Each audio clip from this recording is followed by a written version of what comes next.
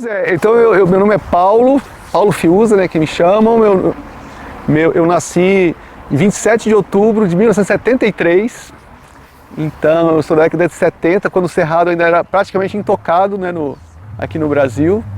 Então, por coincidência, essa destruição do Cerrado começou justamente junto com a minha existência nessa região também, né, porque eu nasci em Fortaleza, né, que é no Nordeste brasileiro, que já é outro bioma, né, já é a Caatinga, e eu vim muito novo, né, para cá com meu pai, com minha mãe, com meus irmãos, ainda muito pequeno, e praticamente passei minha vida inteira aqui dentro, né, aprendi a ser mais serratense, né, do que cearense.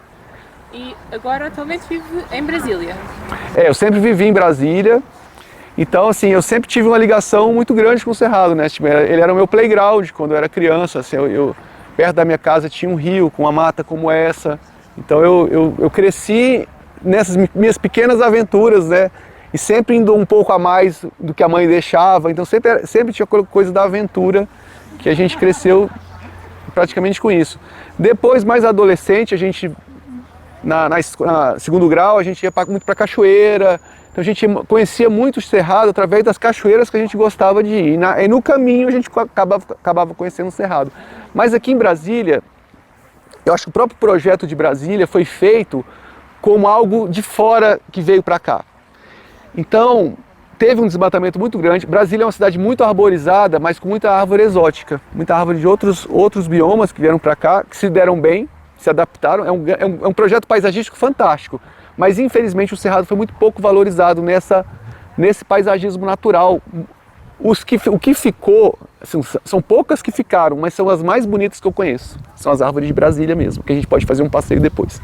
Então eu cresci com esse vínculo afetivo muito grande, mas não conhecia o Cerrado.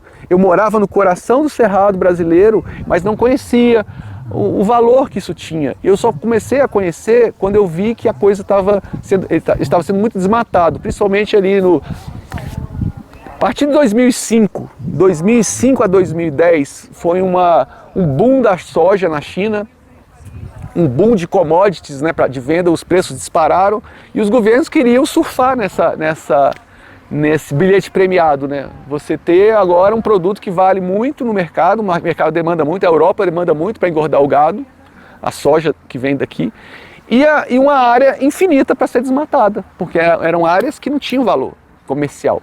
Tinha um valor ambiental que pouca gente conhecia.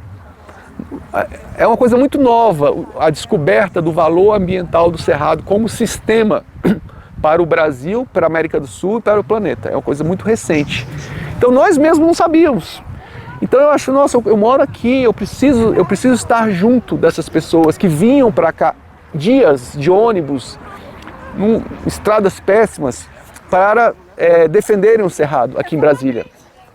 Então eu pegava muito isso, eu já moro aqui, então para mim eu estou a 10 minutos ali do Congresso Nacional, dos ministérios, dos tribunais, enquanto as pessoas vêm, fazem caravanas, né? Então eu falo, não, eu estou com eles, para mim é mais fácil eu estar junto. Então eu comecei agindo muito nisso, né? Em juntar grupos para fazer pressão dentro do Congresso para que o Cerrado fosse considerado patrimônio natural pela Constituição brasileira, coisa que não era. Ele não era, a Amazônia a Mata Atlântica, o Pantanal é reconhecido como patrimônio nacional e o Cerrado não é. Só que o Cerrado é um sistema único com o Pantanal. Sem o Pantanal, o Cerrado seca, como está secando e como está sendo queimado agora. Todo ano queima o Pantanal, como nunca tinha acontecido antes, nas proporções que tem agora. Então foi isso, foi saber que a gente tem muitas maneiras de agir aqui.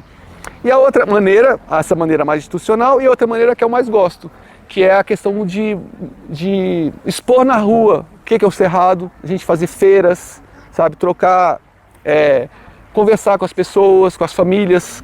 A gente vê das crianças aos idosos, eles precisam conhecer mais o Cerrado, sabe, tanto de brinquedos, alimentos, conhecer a cultura, né, a história em quadrinho, chás, fitoterápicos, suplementos nutritivos que você pode usar. Então eu acho que hoje essa é a maneira que eu acho mais rápida do Cerrado ser defendido. é você valorizar as comunidades que já vivem do cerrado, que extraem os seus produtos do cerrado, que têm condições de extrair muito mais, têm condições de mecanizar o seu trabalho, o seu processo, melhorar a sua logística, desde que tenha consumidores. Desde que uma cidade como Brasília, com 2 milhões de habitantes, comece a colocar na sua feira produtos da agroecologia e do extrativismo do cerrado. Nossa, isso já vai ser uma revolução social. Muitas pessoas que querem ficar, às vezes não ficam, porque não tem viabilidade de ficar ali. Muitas raizeiras deixam de passar os seus conhecimentos para suas filhas, porque elas não vendem mais aquele xarope como elas vendiam, aquela garrafada. Hoje em dia virou uma coisa exótica, mas que pode ter já tem, né? Temos muitos grupos de compras coletivas, eu inclusive já organizei alguns, de você juntar as pessoas que querem comprar aqui, comprar diretamente da pessoa que colhe e a gente dá um jeito de buscar. Pega carona, usa a rota do turismo para trazer os produtos do extrativismo, porque às vezes um frete inviabiliza o produto da pessoa. Então se você tira o frete do processo, principalmente usando o turismo, né? Todo dia milhares de turistas vão lá para a região da Chapada dos Veadeiros, né? Da reserva da biosfera, e voltam, poderiam voltar não só com o seu lixo, mas com as riquezas do cerrado que ele viu lá, que ele comprou diretamente do produtor. E poder trazer eles trazem pra gente umas caixas, já vem lacrada, a gente abre aqui e coloca na feira. Então o frete teve custo zero. Então a gente vende exatamente pelo preço que ela vende lá na estante dela. Então esse é um trabalho que eu acho que é de difundir, disseminar nas cidades de Brasília, né, todas elas, nos parques como aqui, nós já fizemos feira aqui, nós fizemos uma feira do Cerrado aqui no Parque Olhos d'Água, foi muito lindo, teve de tudo, palhaço, tudo assim.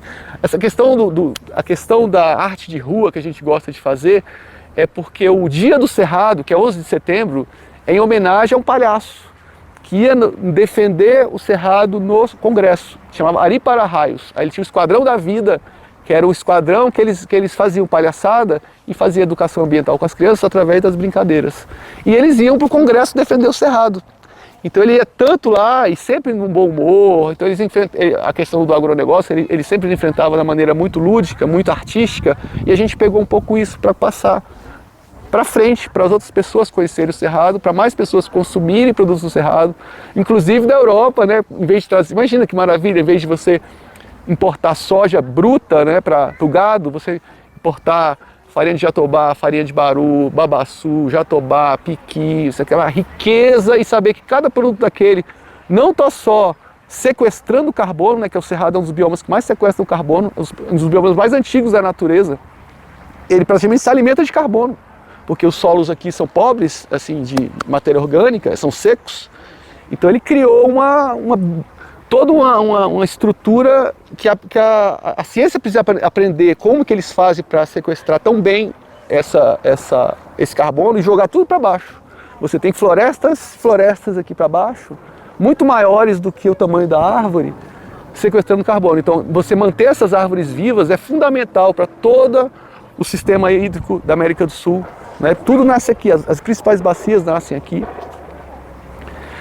E a maneira mais... a gente tem que preservar o que tem, metade já acabou. A metade que tem precisa ser preservada e a outra metade precisa ser restaurada. Porque o problema aqui do desmatamento é que ele é muito espalhado. Então você quebrou o bioma como sistema. Coisa que a Amazônia, o coração da Amazônia é intacto. O desmatamento é muito na borda. Aqui não, o desmatamento é no coração, então é como se fosse para poder extinguir até o bioma. Então esse papel de preservação e restauração, grande parte, assim, disparado, é feito pelas comunidades tradicionais, que é hoje onde estão os cerrados mais bem guardados, mais bem preservados. São as reservas indígenas, são as reservas quilombola, são as reservas extrativistas, são as comunidades tradicionais, que vivem já há séculos com essa interação.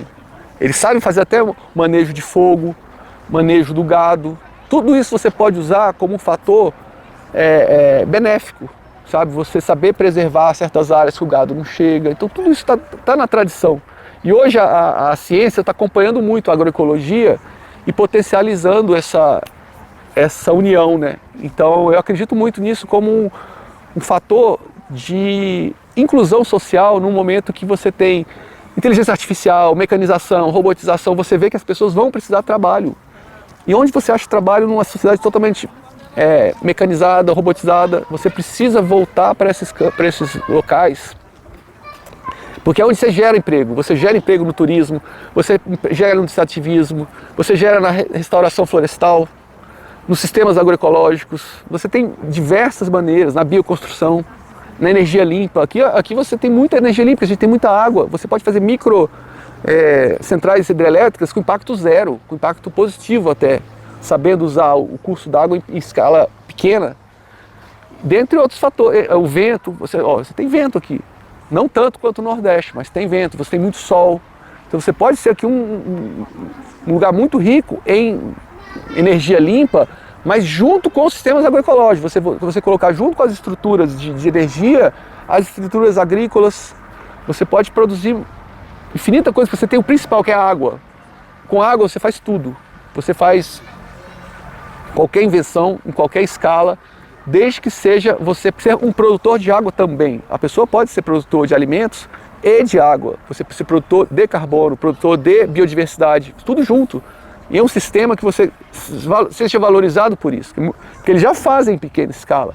Só que fazem para você vender na feira, para às vezes trocar com os vizinhos. Você precisa fazer isso profissionalmente como meio de vida que pode ser multiplicado.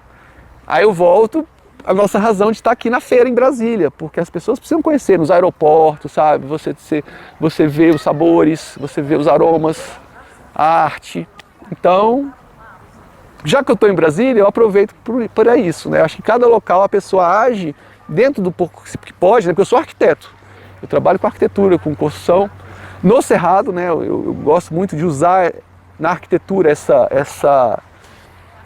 eu tiro partido sempre, né? Daquilo que eu tenho, eu vou me encaixar dentro daquilo. Coisa que geralmente é o contrário que fazem. O pessoal hoje em dia raspa tudo. Só se a árvore é muito linda, deixa uma árvorezinha ali para contar a história e planta exótica. Também é uma coisa que no paisagismo a gente tenta introduzir, né? Porque as árvores cerradas às vezes demoram muito, né, para crescer. Mas só em deixar o que tem já é um grande avanço. E colocar algumas para saber que seus netos vão ver aquela árvore. É legal também lidar com o tempo, né? O oriental tem muito mais isso, do tempo. Então o cerrado você tem que ter uma visão de tempo um pouco mais longa, né? Porque os ciclos, você vê, qualquer árvore dessa tem 300 anos, 400 anos, né? Fala que um buriti tem 500 anos, né? Um buriti desse é antigo. Então é saber lidar, né? Isso, trazer um pouco para a nossa vida também. A gente está uma vida tão imediatista, tão...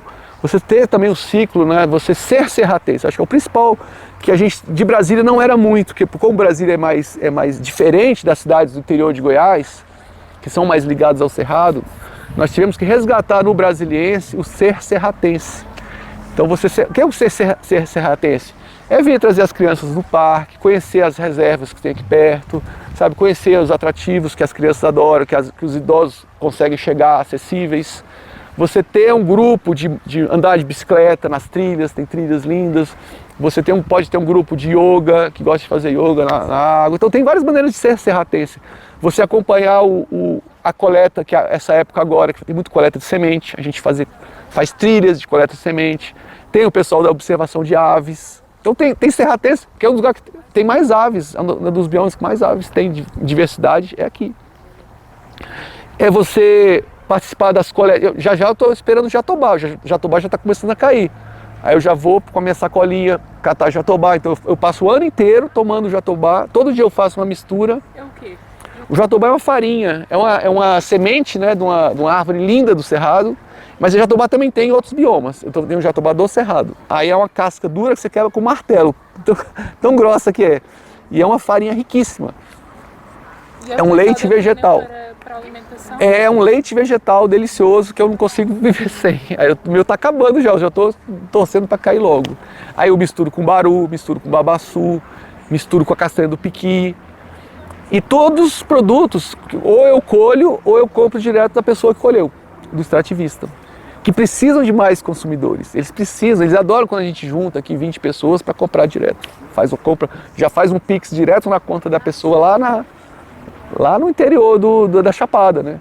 Aí elas botam, às vezes ela não tem gasolina para ir até o local para colher. A gente tem que botar gasolina, aí ela vai colher, aí elas vão para a feira de Alto Paraíso, que vocês vão conhecer a feira de Alto Paraíso, que é maravilhosa.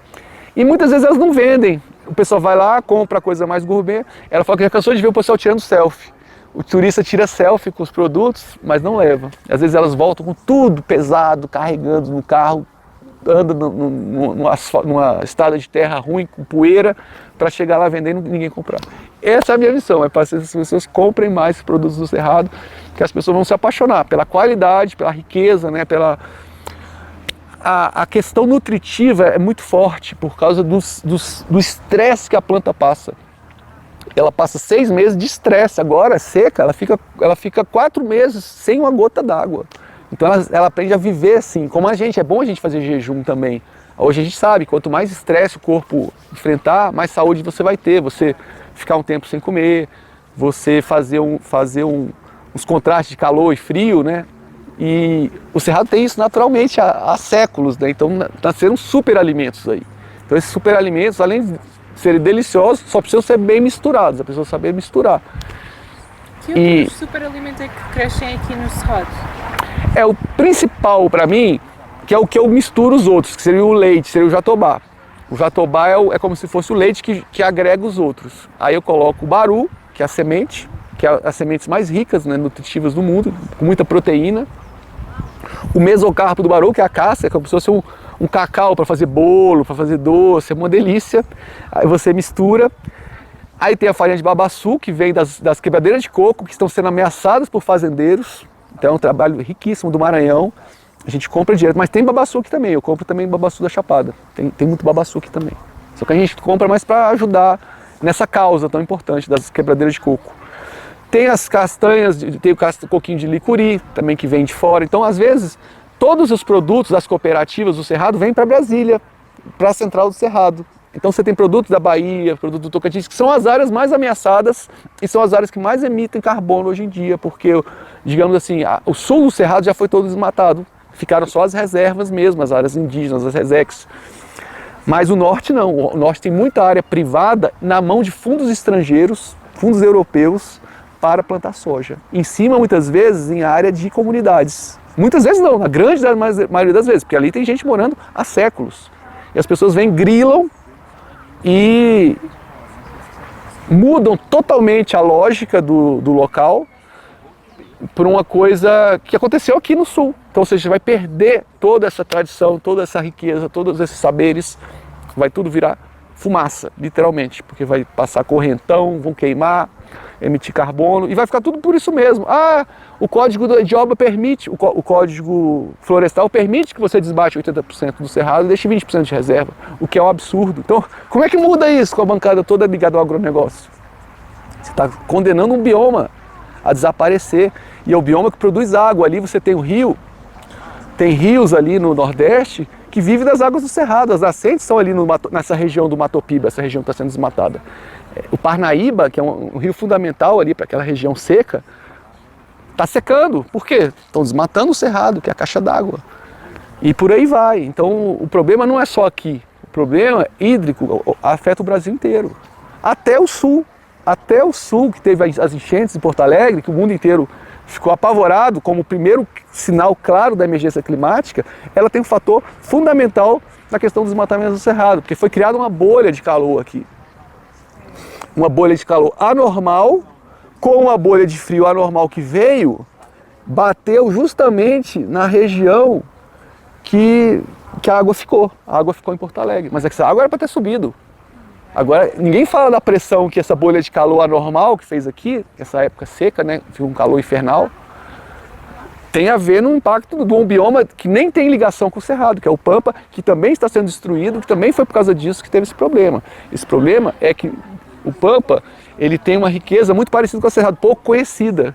Então ele foi tão desmatado. Então a nossa defesa aqui em Brasília não é só do Cerrado, é defesa de todos os biomas estão ligados. Nós fazemos um corpo só. Você nunca vai ver na Amazônia a fronteira, ó, isso aqui é Amazônia, isso aqui é Cerrado. Não existe essa fronteira, são quilômetros e quilômetros de transição. Então é um corpo inteiro que está sendo cortado. O Pampa já está seriamente ameaçado, a Caatinga está seriamente ameaçada e não são considerados patrimônio nacional. O Pantanal é considerado patrimônio nacional, mas ele depende das águas do Cerrado, que está sendo desmatado, então, ou seja, ele está condenado também. Então é um caso muito maior que começa às vezes na sua geladeira. Você mudar alguns hábitos, introduzir alguns hábitos alimentares que você só tem a ganhar, você vai estar ajudando as comunidades, a cadeia que liga, né, tudo isso, e uma causa muito maior, que é a questão da falta d'água nas cidades, a questão da falta d'água nas indústrias, no campo mesmo, as próprias plantações que dependem mais do que ninguém das águas do Cerrado. Ou seja, o agronegócio que se diz inimigo do Cerrado, que fala que é muito mais importante a soja do que o Cerrado, ele é o que mais vai sofrer. Ele é o que mais vai sofrer com a quebra desse ciclo tão importante. Vocês vão passar na frente das Águas Emendadas, quando vocês estiverem indo para a Chapada, ali que nascem as 3 principais bacias hidrográficas do Brasil, nascem ali. E é uma área que está sendo grilada, é uma área que está sendo desmatada, enfim, e é uma das áreas mais vigiadas, né? Porque você está aqui no coração de Brasília, todo mundo passa ali. Imagina as outras áreas de produção de água, a ameaça que eles estão tendo, que ninguém vê. Principalmente nessas áreas gigantes, né? Para você ter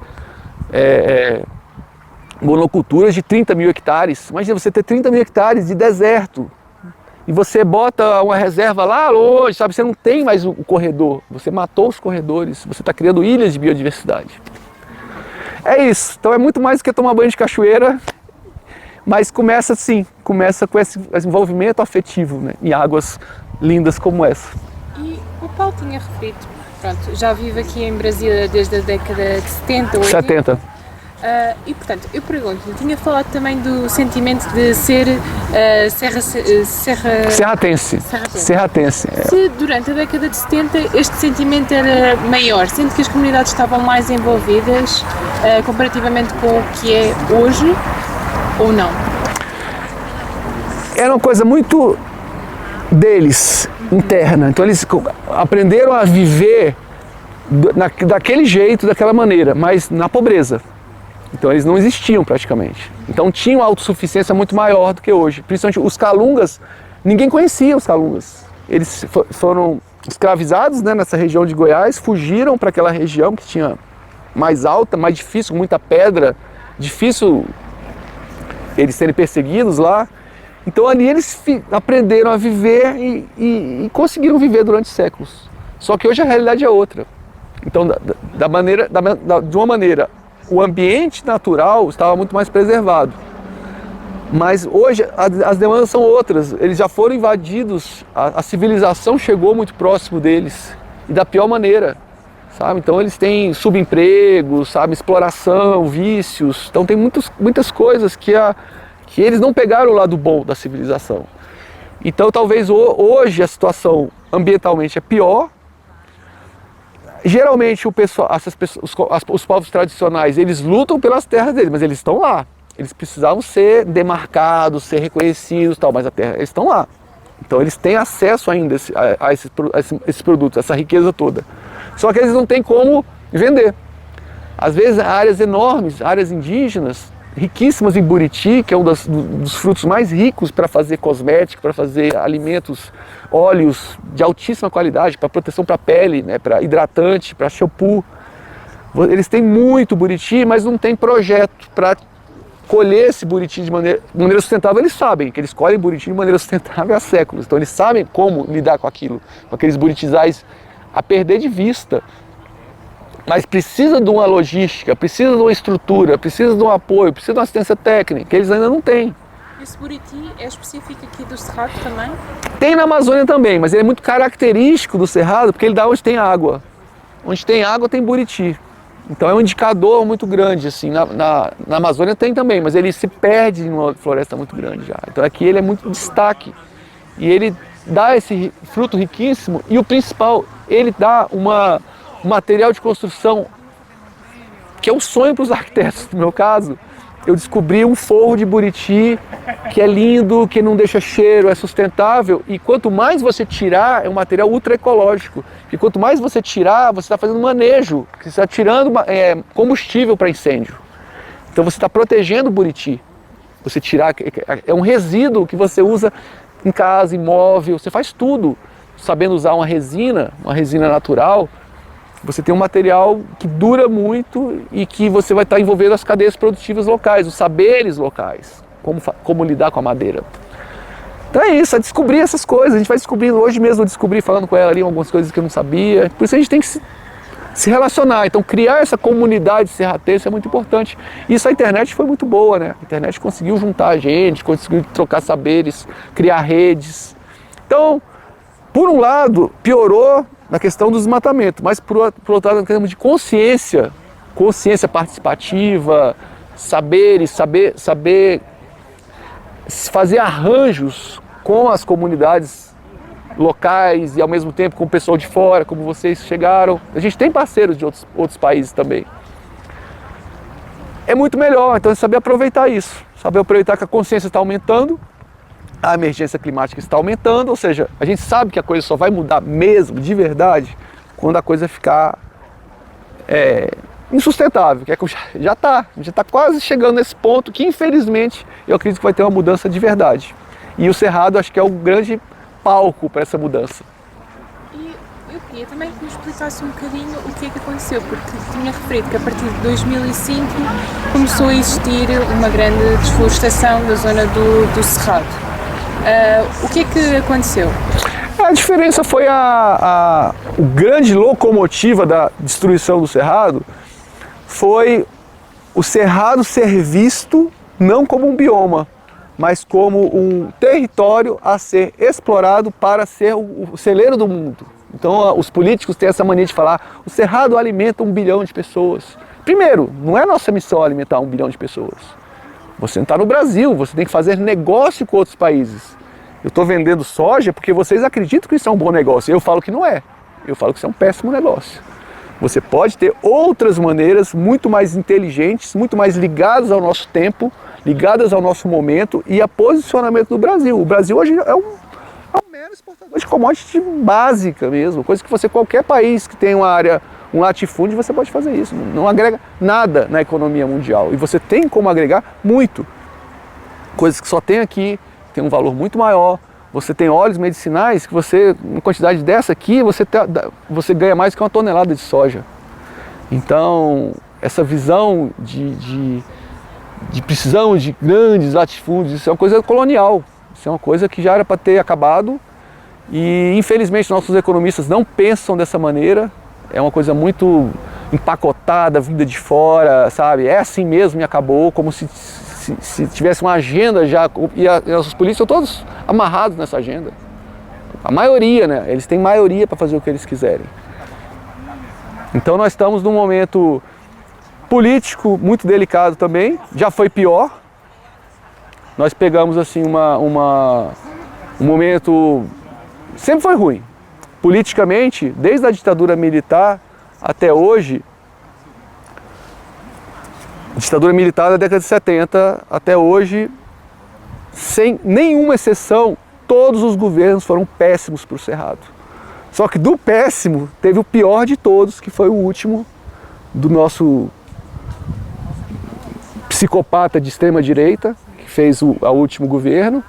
E infelizmente nós vimos o fundo do poço. Então, agora, com o governo Lula, eu sou muito crítico, tenho muitas críticas a fazer, mas nós estamos no mundo civilizado, pelo menos. Nós temos um mundo civilizado, um mundo que existe diálogo, um mundo que existe empatia. Existem erros, e nós estamos ali também para fazer o nosso papel, a defesa do Cerrado, seja com quem for. Mas eu não quero que volte o que a gente passou. O que a gente passou há 2 anos atrás, eu não quero que isso se repita. Então eu acho que agir mais nas comunidades, agir mais com essas redes, porque isso é uma maneira também de nos defender de um extremismo político, que também é um extremismo ambiental, que é tudo que a gente não precisa nesse mundo hoje em dia. Acho que foi isso, né? O Paulo tinha referido algumas plantações medicinais específicas do Cerrado.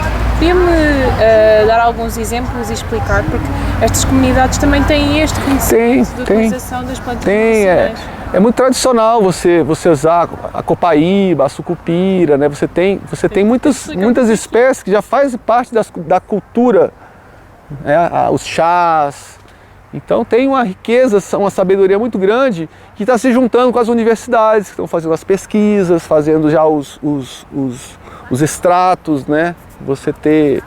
O piqui mesmo, descobriram, a UNB descobriu que ele é como se fosse um grande antioxidante, que ele age em favor do câncer até. Você melhora para o câncer. Você tem trabalhos muito ricos aqui na UNB sobre piqui, na Universidade de Goiás também, da biodiversidade do cerrado, como medicinal também. Também vai enfrentar muitos bloqueios da indústria farmacêutica, né? A indústria farmacêutica barra todo esse tipo de avanço, mas é um dos grandes riquezas do cerrado, esse tesouro de cura, que ainda existe esses saberes e que precisa se juntar cada vez mais com pesquisas. Nesse ponto eu sou a favor, quem quiser vir pesquisar cerrado no mundo pode vir para cá, sabe? Vem para cá, traga parcerias, faça acordos com as universidades, sabe? Esse ponto, eu acho que quanto mais você se conhecer, melhor. Então é isso, o cerrado eu acho que ele cabe todo mundo, sabe? Aqui todas as frentes, desde que sejam com essa visão de produzir mais água, mais cerrado, mais diversidade. E aí você adequa.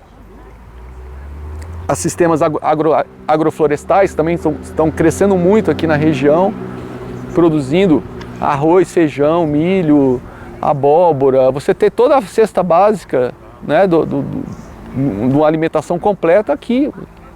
Você aprender a guardar essa água, né? A natureza sabe guardar água. A gente precisa aprender com a natureza como guardar água na seca. Nós temos um período de seca que você pode estar usando essa água também de uma maneira menor, com micropulverização, sabe, de uma maneira controlada. Você fazer reuso da sua água, das cidades, né? Eu como arquiteto já faço. Minhas casas, elas têm grandes tanques. Já faz parte da arquitetura que eu proponho. Ela está solta e eu usar a parte de baixo para armazenar água. Porque hoje tem água na torneira, mas quem sabe o que vai ter daqui a 10 anos? Se não vai ter racionamento, crise hídrica, a pessoa pelo menos tem a sua água garantida. Pelo menos a sua água de beber, de tomar banho, você tem garantida. E estas comunidades tradicionais sabem como guardar a água também de forma sustentável? Quais é que são as estratégias que eles utilizam? É uma coisa assim que está muito no começo. Eu acho assim, vem algumas tecnologias sociais que foram implantadas, né, de cisternas, mas ainda precisa aprender, sabe com quem? Com os portugueses, da Tamera. Eu acho que a Ecovila Tamera, acho que é um dos lugares que mais sabe lidar com a água.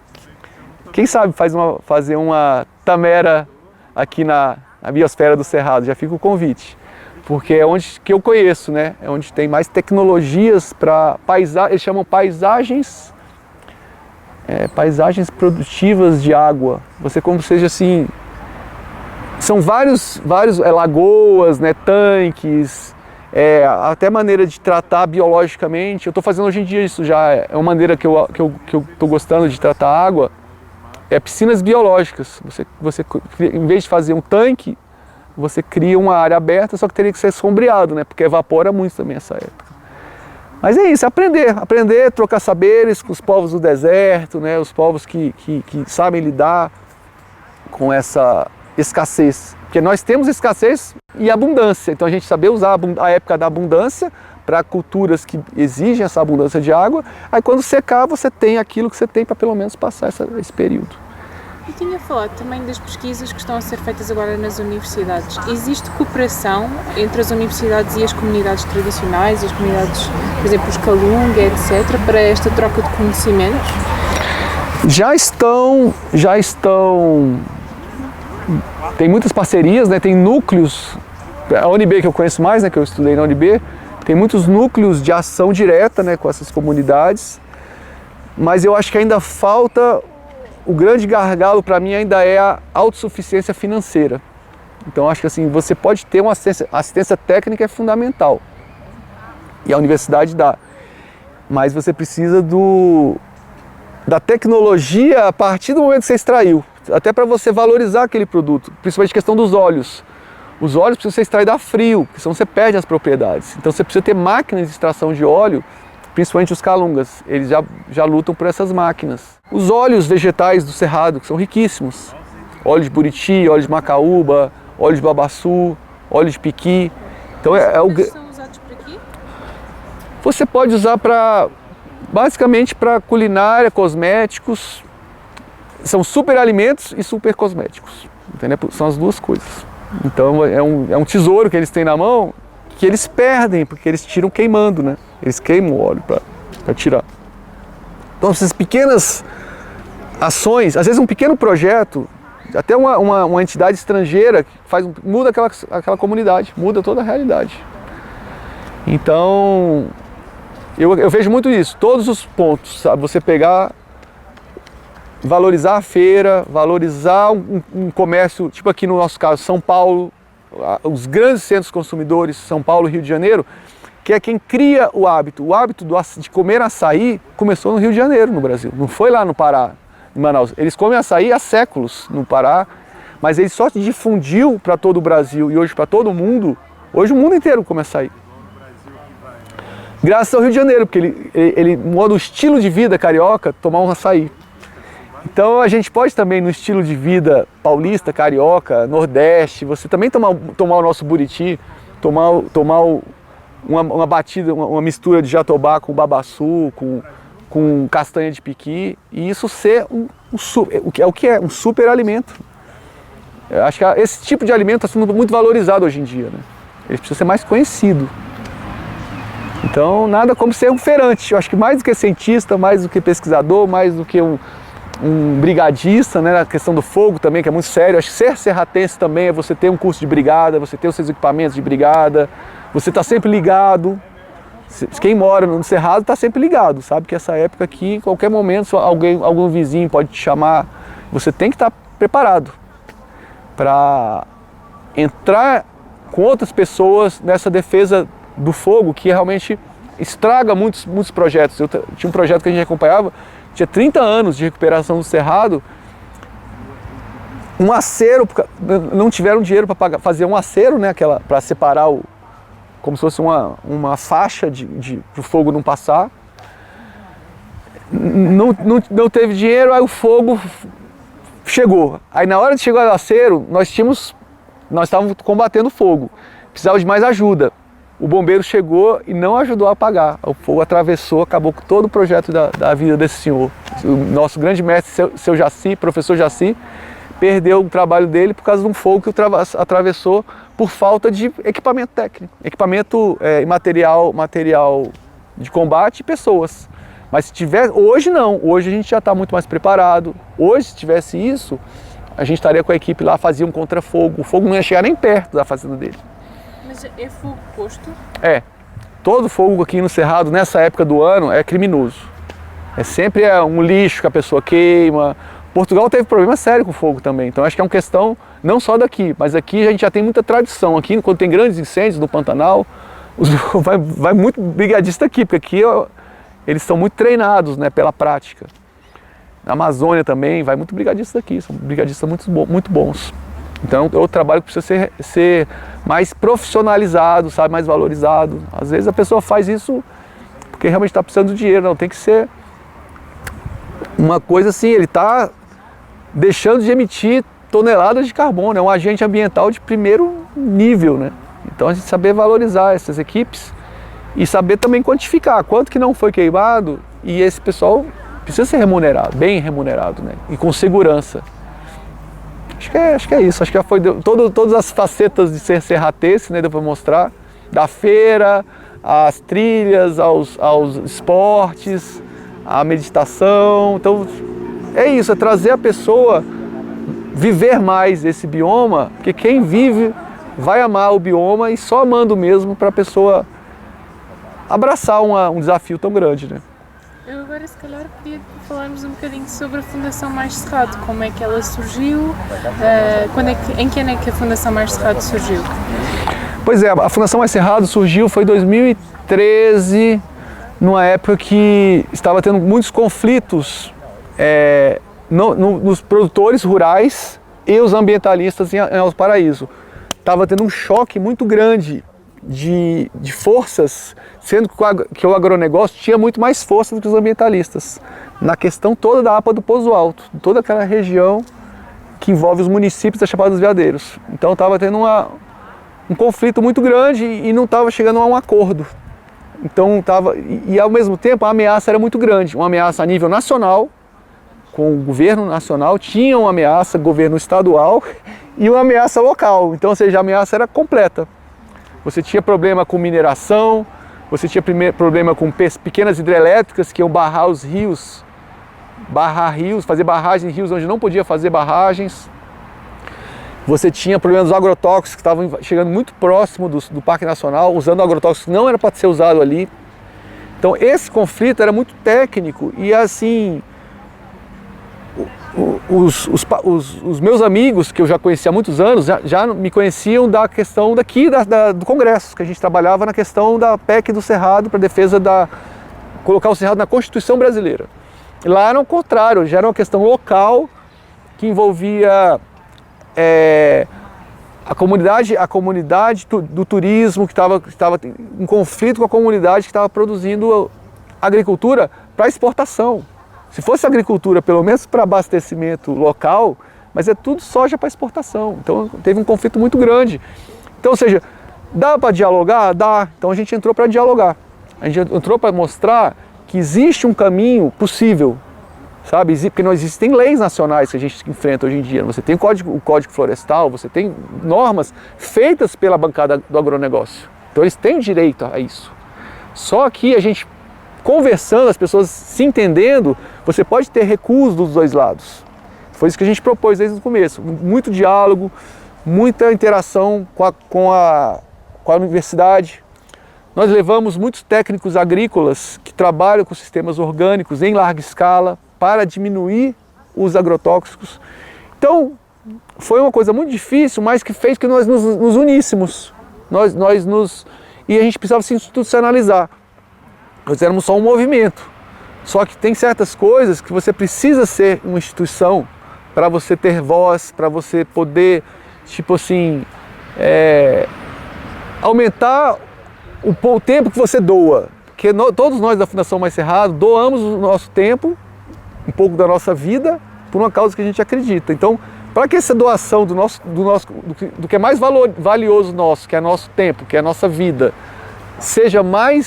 tenha mais impacto, tenha mais ressonância e tenha mais valido a pena, ainda mais, né? Porque pra gente vale a pena, nem que seja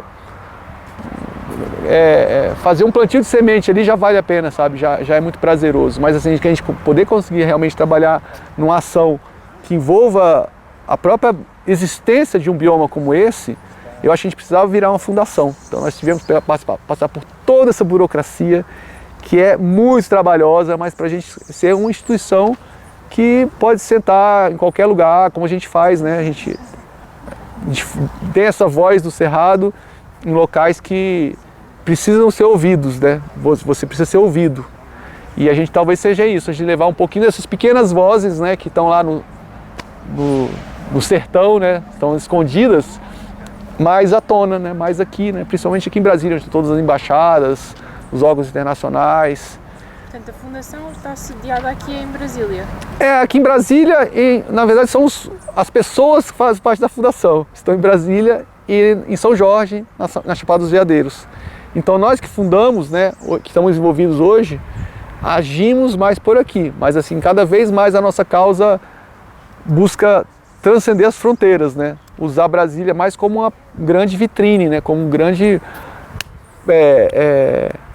portal mesmo de comunicação, né, que eu acho que esse é o mais importante. A gente quer estar ano que vem na COP Belém, a gente quer fazer como se fosse um café do Cerrado, fazer como se fosse você entrar ali, nós fazemos aqui muito isso, nós fazemos uma geodésica em shows, em grandes eventos, a pessoa entra, faz uma imersão, vê fotografia, vê um pouco de literatura, vê um pouco dos produtos alimentícios, cosméticos. A pessoa sai de lá, uma aula de Cerrado. A pessoa entra, dá a volta, sai, leva os produtos que gosta, ajuda na bioeconomia.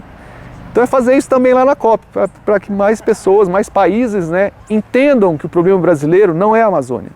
Pelo contrário, a Amazônia é o grande tesouro brasileiro. A Amazônia é um coração verde. Ela tem o estado como o Amazonas, é uma coisa gigantesca. Você voa de avião ali, você passa 1 hora, você não vê uma estrada.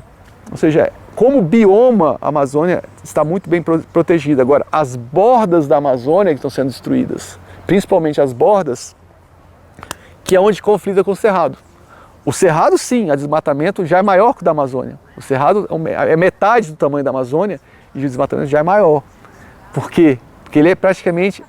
Ele está ganhando muita visibilidade, mas comparado com a Amazônia ainda é invisível. Então a nossa missão é muito isso, é mostrar para o mundo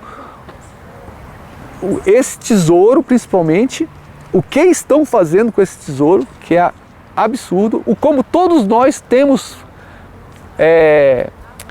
somos parte do problema.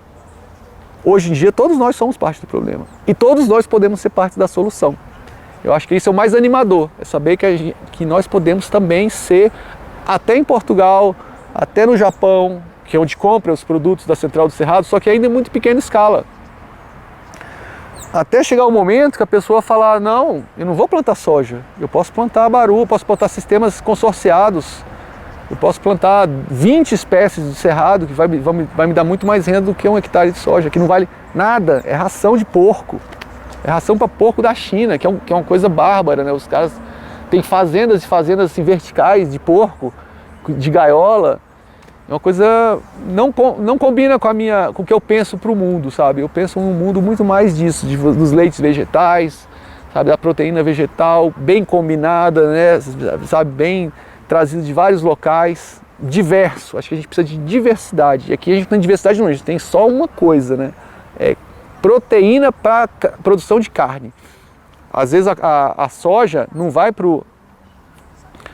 Tipo assim, não é, tem a pecuária, né, que foi o grande desmatamento do Cerrado, foi a pecuária, acho que 70% da área desmatada é pecuária, e as outras 25% é a parte das monoculturas, principalmente a soja, que a soja é disparada, mas monocultura. Então, ou seja, a área da soja é menor que a do gado, só que o gado, ele ainda tem uma diversidade, porque o gado, às vezes, ele come baru, o gado precisa de uma sombra, então, geralmente as pastagens não são tão destruídas como a mecanização, né, das grandes monoculturas, que não deixa uma árvore para contar a história. O gado, eu já fui numa pastagem aqui, o cerrado é difícil de recuperar naturalmente, mas eu já fui numa pastagem aqui que foi abandonada por 40 anos. O cerrado já estava de volta, então você vê que ele volta. Agora, para ele voltar, você tem que dar umas condições mínimas, né? Que às vezes um solo compactado, um solo corrigido, um solo com quantidade X de agrotóxico, pode ser que não volte e que se crie desertos, né? Quando começar a secar, quando essa água abundante que o cerrado produz, que a Amazônia traz e que o cerrado produz, quando junta os dois, você dá uma água abundante aqui nessa região, que foi boa para o agronegócio. Mas se ele perceber que ele está matando esse sistema, você não vai ter mais o que fazer, vai virar um grande deserto. Isso que a gente não quer. Então, que bom que mais pessoas como vocês venham para cá conhecer essa maravilha e difundam bastante, principalmente na Europa, porque ainda é o local que tem mais consciência. Muito mais do que os Estados Unidos, que os outros atores que influenciaram muito essa cultura da monocultura. A questão da exportação da soja começou muito nos Estados Unidos, foi copiado aqui, como tudo que não é para ser copiado dos Estados Unidos, é copiado aqui, essa questão também foi copiada como se fosse certo, assim, não teve um estudo aprofundado das consequências, que agora já tem. Já tem um estudo agora falando que até 2030, 30% da água vai diminuir das bacias. Então é muita água que vai diminuir, que a gente vai perder, o nosso grande tesouro, que é a água, está sendo perdido pelo modelo de desenvolvimento insano. Então essa insanidade, eu acredito muito na União Europeia como essa voz que dá essa necessidade. A China, você não vê isso, até porque eles destruíram o país deles, né? Criaram uma bolha de poluição, estão tentando reverter, mas muito pouco ainda, questão do termoelétrica, então eles têm um modelo muito predatório e eles importam isso, sem nenhum critério. São eles que importam a grande parte dessa soja. A Europa já faz algumas restrições, então às vezes você precisa de um selo a mais. Só que esse selo a mais pode ter um outro selo a mais. De como que é essa monocultura, de como que esse produtor lida com o cerrado dele. dentro da sua propriedade. Não só o obrigatório, né, a reserva obrigatória, mas se ele faz outros projetos também. Aqui nós temos casos que fazem. E são esses casos que precisam ser valorizados. Do produtor rural que já tem essa visão e que, além, sabe que pode ganhar dinheiro com isso. Então esse mundo existe e é isso que a gente está trabalhando. Eu queria que falássemos agora só um bocadinho sobre todo o processo que esteve muito envolvido de colocar o Cerrado na Constituição brasileira. Pode-me falar um bocadinho só desse processo, desse projeto? É uma coisa tão óbvia, sabe? É uma coisa que qualquer criança sabe que o Cerrado é um patrimônio nacional. Isso qualquer criança aprende na escola, nos livros. Essa riqueza, essa cultura é um patrimônio nacional. Então como é possível a Constituição do país especificar quais os biomas que são patrimônio? Então foi uma coisa assim, na época foi um avanço, porque não ia ter nenhum capítulo na Constituição brasileira falando de meio ambiente. Só tem um capítulo, que é o artigo 225, que foi uma grande luta do movimento, foi uma grande vitória do movimento ambientalista brasileiro colocar o artigo 225 na Constituição brasileira. E nesse artigo tinha algumas coisas que a defesa da Amazônia era uma pressão internacional, sempre foi, uma pressão internacional muito grande. E ela é muito visível, né? O mundo inteiro está de olho na Amazônia. Então eles precisavam de uma moeda de troca. Então, ou seja, qual era a moeda de troca? O Cerrado. Deixa o Cerrado fora. Não fala de Cerrado na Constituição. E foi aí que surgiu esse campo de experimentos e essa destruição insana nesses últimos 40, 50 anos. Mas principalmente a partir do ano 2000, que foi quando a China começou a comprar com muita intensidade. A voracidade chinesa aumentaram os preços, viabilizou um negócio que para mim é inviável. Para mim é inviável, você mata sua água, você expulsa comunidades tradicionais, você emite carbono, você envenena o solo. Como é que um negócio desse pode ser bom? O Brasil foi criado exportando açúcar, exportando a monocultura de exportação, a gente sabe que isso não leva a nada. Será que depois de 500 anos não aprende? Não aprende que o caminho são outros, são as pessoas. Você tem que investir nas pessoas e não na matéria bruta, sabe? Seja ferro, seja gado não, soja, commodity, isso é o mais básico. Já o ser humano é a coisa mais valiosa. Você tem que saber investir em saberes, sabe? Em tecnologias sociais, em arranjos sociais, inclusão da natureza com o ser humano. Essa combinação é a combinação perfeita. Que eu acredito que o Cerrado é o grande área para ser um grande laboratório de experimentos agroecológicos inclusivos e regenerativos e de sequestro de carbono, de produção de água. Nós temos tudo aqui, principalmente muita área desmatada para ser recuperada. Então acho que quem no mundo quer trazer vida, sabe, produzir vida, criar vida, eu acho que é um lugar ótimo, porque tem o principal da vida, que é a água. Enquanto ainda tem, né? Por isso a gente tem que lutar para que não abaixe, mas que aumente. A gente chegar num ponto com grandes projetos, né? Aí já entra num nível quase de planejamento de país, né? Quem que nós somos? O que nós estamos fazendo nessa economia, nesse século, sabe? Qual a vantagem comparativa que o Brasil pode colocar nesse grande mercado? É isso, é sobre a biodiversidade única e os seus povos, a coesão social que nós temos aqui, sabe? Todo mundo literalmente falando a mesma língua e com muita vontade de prosperar, sabe? O brasileiro ele é muito empreendedor, porque ele não tem apoio de ninguém, então ele é muito... por isso que a gente gosta de estar na feira, sabe? Gosta de estar na rua, porque é o improviso, a criatividade, mas ela precisa ser mais profissionalizada para agregar mais, não só mais pessoas, mas agregar mais qualidade para essas pessoas. Então, tudo começa nisso, na cultura, sabe? Que vocês levem também para Portugal um pouquinho desse coração do Brasil, serratense. Vocês com certeza já são serratenses também. E é isso, que o mundo precisa de mais serratenses, né? E não só aqui, mas também nas suas comunidades, nas suas regiões que também estão precisando, né? Acho que todos nós estamos no mesmo barco. E acha que esta classificação de reserva da biosfera do Cerrado vai alterar a vida das comunidades, a percepção que as pessoas tinham da importância da preservação do bioma do Cerrado também? Poderia ser mais, né? Eu acho assim, bom que tem mais essa proteção, mais esse acesso a projetos, né? Já é algo mais, né? É um destaque, né? É um destaque dentro da realidade regional como um todo, e saber tirar mais proveito disso, né? Saber, não sei se isso pode ser talvez um veículo para que essa causa seja mais conhecida, sabe? Um próprio um selo da reserva nos produtos, né? Você ter mais investimento, né? Você ter mais tecnologia, você ter mais assistência técnica, principalmente, por ter esse selo, porque às vezes o selo ele pode defender o Estado, né? Que precisa defender aquilo, que vai ter menos trabalho, porque vai ser uma área mais restrita, mas eu acho que ele precisa melhorar a vida dos moradores que estão lá, que são a reserva da biosfera, né? Essas comunidades, elas são parte fundamental. Você não tem como tirar. Às vezes você cria um parque nacional, você tem que tirar as pessoas. Mas aonde a pessoa fica ali por perto é fundamental para a proteção desse parque.